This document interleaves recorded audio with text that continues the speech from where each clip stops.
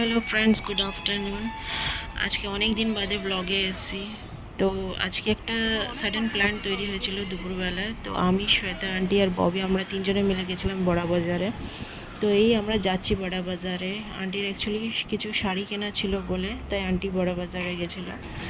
তো সাথে আমরাও ছিলাম। তো এই বড়া বাজারে আমরা ঢুকলাম।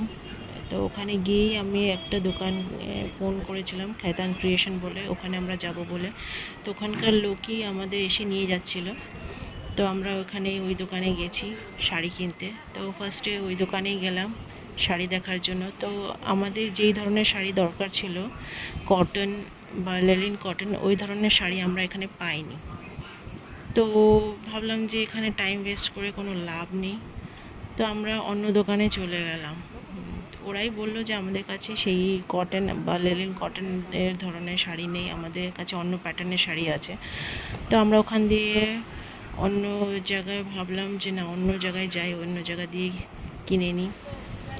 তো আন্টিও বললো যে না, চলো আমরা অন্য দোকানে যাই।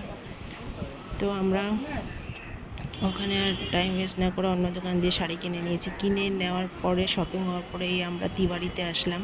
তিওয়ারিতে এসে আমরা ছোলে ভাটুরে আর রাজ কচুরি চাট এটা খেলাম। আমাদের অনেক খিদে পেয়ে গেছিলো, তো আমরা খেয়ে নিয়েছি ওখানে। খাওয়ার পরে আমরা রওনা দিয়েছি। So friends, bye, good night.